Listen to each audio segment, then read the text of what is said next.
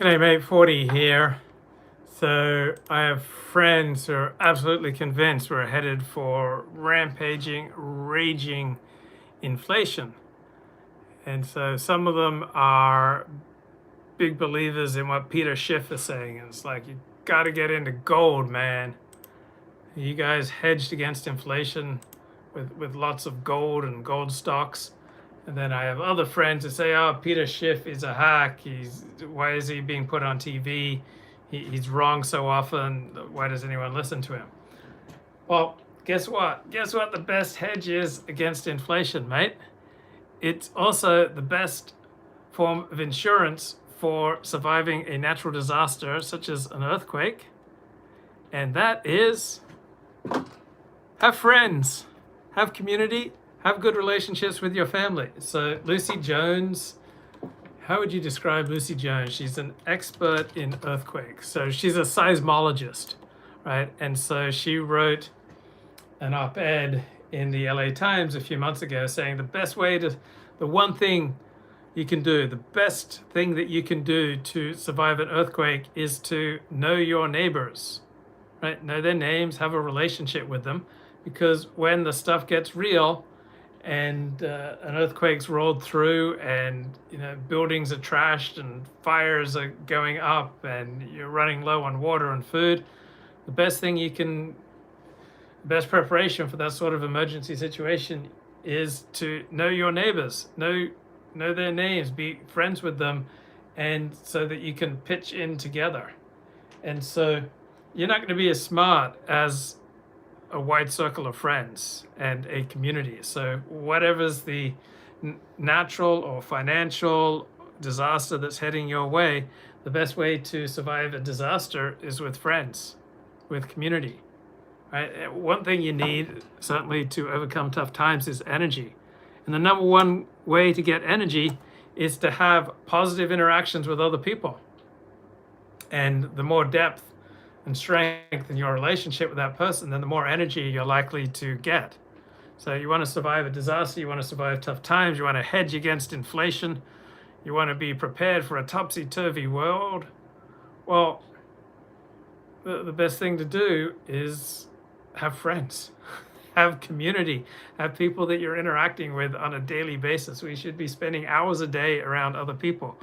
We should probably be spending at least like 6, 7, 8 hours a day around other people, and we should be getting energy from those interactions, right? I don't understand life without community. So we're heading into Yom Kippur in about 3 hours. I'll be heading off to shul, and it's an incredibly energizing experience compared to being on my own, because I'm going to see dozens of people that I know tonight. All right, and when I see them, they see me. They're going to light up. It's like 40s in the house. And whether we fist bump or just nod or say hello, it's hugely energizing to be part of a tribe, right? We all need to belong to a tribe. And you know what else is tribal? Abortion, right? Look, here's an analogy. There are primary and secondary emotions. So secondary emotion is like anger, right? If you're mad, it's covering up and distracting you from, in all likelihood, a feeling of hurt. So let's say, Babylonian Hebrew. Okay, he hasn't returned any of my, I think, last 3 calls, right? So over the past 6 or 9 months, I think I've called him 3 times, and he's never called me back.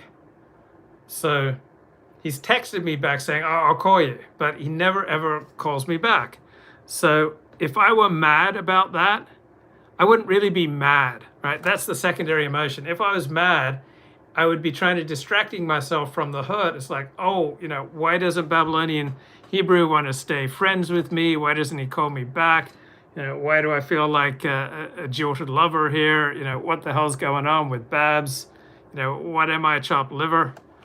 And so that anger, that would really just be covering up hurt, right? So anger is a secondary emotion. A primary emotion is hurt and fear, right? That's a primary emotion.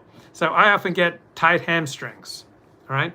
So I can treat that symptom, tight hamstrings. But the reason I have tight hamstrings, because I'm standing up with my standing desk and I'm tilting back a little bit, I'm just tilting back a little bit. And if my hamstrings didn't tighten up, I'd just fall on my back, right? So the reason that we get, extra muscle tightness is because we're out of alignment. So I can treat the symptom, tight hamstrings, I can do this stretch and I can do this muscular release and I can, get a massage.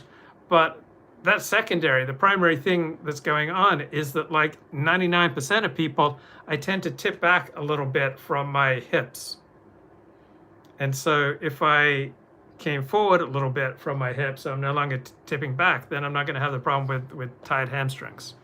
So there's an analogy. So tribal identity comes first, and then all sorts of political and social and cultural positions come after that. So this is how I view the world anyway. There's biology, and then biology combined with environment produces culture, right? So biology, environment produce culture. Out of culture comes religion, and then politics, right? So biology, environment, culture, religion, politics. Or actually, let me revert. Not quite that. There's biology, then there's environment, then there's culture, then there's politics, and then there's religion. Religion today, I think, is primarily, in the United States, is primarily a manifestation of politics, rather than politics primarily being a manifestation of religion. So there is a lefty who writes a weekly column for the New York Times that is excellent. It never ceases to be thought-provoking. Yeah, the guy's on the left, but he has a lot of thoughtful stuff. Look, he's Steve Saylor endorsed. So who am I talking about? Thomas B. Edsall, Edsall. So he writes, abortion has never just been about abortion, right? So as recently as 1984, abortion was not a deeply partisan issue. The difference between in support for a pro-choice position was a mere 6 percentage points. So 40% of Democrats in 1984 were pro-life, 39% were pro-choice. And among Republicans, 33% were pro-choice, 45% were pro-life. Right, by 2020, 73% of Democrats are pro-choice, only 17% are pro-life. Among Republicans, 60% are pro-life, 25% pro-choice. So the difference between 1984 and today is 48 percentage points. And it's not because people's thinking about abortion is incredibly clarified. It's that abortion has become a tribal signifier, like wearing a mask or not wearing a mask. Okay, among strong partisans, people most likely to vote in an election, the difference between Democrats and Republicans on abortion, 59 percentage points. So where do attitudes towards abortion come from? They come from tribal attitudes. Where do tribal attitudes come from? They come from race, right? Race may not be everything, but it's pretty doggone close for how, if you want to understand the world, like understanding race is probably the most useful metric. So whites who score highest on measures of racial resentment and racial grievance, far more likely to support strict limits on abortion. Now, that's counterintuitive because you would think that people who score high on racial resentment and racial grievance would be very supportive of abortion for groups that they don't like, right? You would think like rationally, and so the HBD crowd, the alt-right crowd, they're all for abortion for groups that they don't particularly care for. So I notice a lot of conservative people will whisper, I think, who's the big pro-choice organization, the birth control organization? They'll often make snide comments like, they're doing great work in the inner city. All right, so you would think that would logically flow, but in the real world, generally speaking, whites who have lots of racial resentment and racial grievance, again, to support strict limits on abortion than compared to whites who score low on these measures. So racial attitudes are linked now with opinions on all sorts of disparate issues such as social welfare, gun control, immigration, climate change, Right? If you're high in racial grievance, you're not going to be particularly concerned about climate change. So this is part of the deep polarization of the electorate, which means we've become more tribal. And this is why we have more straight ticket voting, and we have a declining proportion of swing voters. So the key leaders of the conservative movement in the late 70s and early 80s, such as Richard Viguerie, Paul Weyrich, Phyllis, Schlafly, Jerry Falwell, they were seeking to expand their base beyond those simply opposed to the civil rights movement. And so they settled on a concerted effort to politicize abortion, because that dodged the race issue and it offered the opportunity to unify Catholics and Evangelicals. So the chat wants to talk about vaccine passports, right?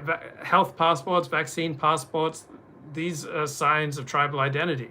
So generally speaking, people on the left are for them, people on the right are, generally speaking, opposed to them. So the anti-abortion movement has convinced its followers that the positions that their supporters who are for limits on abortion take, that these just follow in a deductive way from their moral principles, but they don't. All right? People, primarily in America, why is like America compared to all other Western countries so gung-ho on opposing abortion? Well, flashing neon light, it's not about abortion. It's a tribal signifier. It's a racial attitude. So in 1978, the IRS wanted to impose taxes on churches running segregated private schools, right? So they wanted to tax the white Southerners who are seeking to avoid federally mandated school integration by setting up private schools. So this mobilized born-again and evangelical Christians, the moral majority. Your desk screams Jordan Peterson's bloody hell, crumbs everywhere, binge snacking. There's no binge snacking here, mate. I need my Ricolas to do these live streams. What if I get a tickle in my throat? What do you expect me to do? So Richard Viguerie, Paul Weyrich, Phyllis Schlafly, all these people on the right, they wanted to find one issue that could bring together support for their point of view. So building a new conservative movement around the burning issue of defending the tax advantages of racist schools, that's not going to be a viable strategy on the national stage. Stop the tax on segregated schools is not going to inspire broad-based conservative revolution. So they landed upon one surprising word that would supply the key to the political puzzle of the age: abortion. So abortion opponents are going to be more likely to commit to a patriarchal worldview in which the control of production and female sexuality in general is going to be thought to be central in maintaining traditional norms and to sustain the family, which they feel is under threat from modern secular liberal forces. So abortion is the most intractable issue dividing the two political parties. There's no room to compromise. But it wasn't always this way. So 50 years ago, Southern Baptist Convention passed a decisively liberal resolution on abortion. Seventh-day Adventist, the religion in which I was raised, quite liberal on abortion. So abortion opposition emerged out of a desire to protect segregated schools and to try to create a broad-based conservative movement. Conservatives have a stronger disgust reflex. Abortion is plainly disgusting, says Eliot.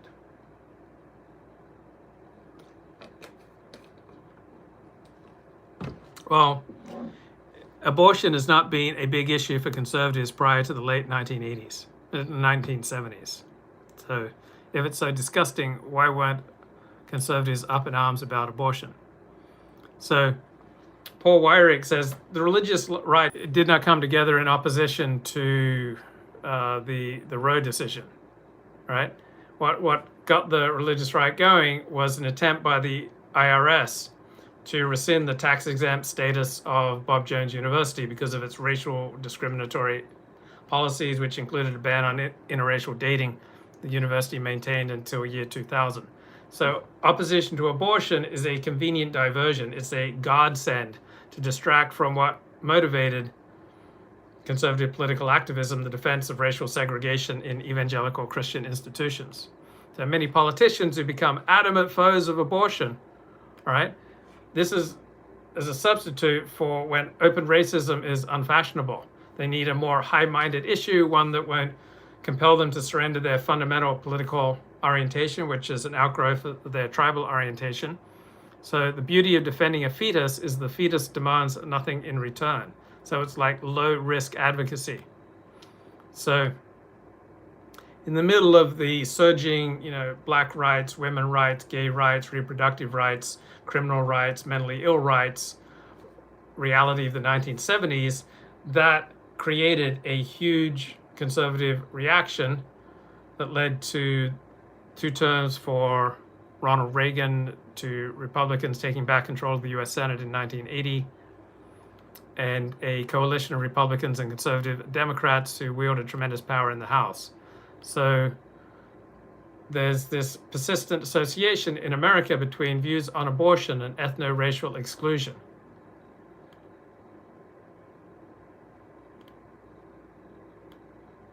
So for the target populations, in particular evangelical Protestants, whom these people like Jerry Falwell, Paul Weyrich, Richard Viguerie were trying to mobilize, racial animosity and abortion attitudes are related, but in such an indirect way, right? But what underlies them is an aversion toward the ruling intellectual secular elite. So the people who are pushing the government's role in ensuring equal opportunity and equal rights and racial integration, right? These are the same people who are pushing permissive abortion laws, such as the highly educated from New England, banking, universities, northern cities, the big coastal cities. So the policy domain may differ, but the hated people are the same. So it's not so much religiosity driving political attitudes, right? So Republicans and Democrats select in or out of religious communities in large part because of their politics. So it's politics driving religion more than religion driving politics. So people prefer to live and be around homogeneous social networks. They want less diverse information about controversial issues such as politics and abortions. So churches stopped being places where people with different political viewpoints came together. So religious communities became more like echo chambers populated by like-minded partisans, which is the case now.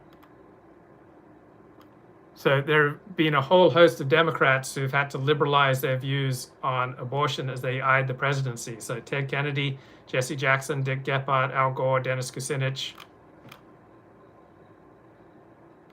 So abortion is like a roundabout vehicle to appeal to racial conservatives. So anti-abortion and pro-segregationists are explicit co-travelers. So matters of abortion and matters of traditional family structure are part of strong themes that develop alongside private schools and alongside views of welfare reform and criminal law reform and women's rights, gay rights, etc. But at the center of all these concerns is race. So you've got this synergy in conservative politics aligning ideas about sex, sexuality, religion, and family, and race. So there's a historian at Vanderbilt says there are 3 dimensions to abortion. There's the concern among fundamentalist Christians in the South. So some of them think abortion is wrong. Now, that's a tiny part of the support for criminalizing abortion. But the major support for criminalizing abortion is that this is an issue that riles up the electorate. So this is less about policy, it's more about vote harvesting. And then the third area of support is the resonance between state and regional sovereignty. So regional politics in America are still defined by resistance to federal authority. So if the federal government can run any aspect of our regional culture or politics, then they can run it all. So this has been a concern about everything from Reconstruction, lynching law, fair employment practices, the Brown decision, busing, prayer in school, abortion, right? These are just manifestations of this deeper issue of regional autonomy.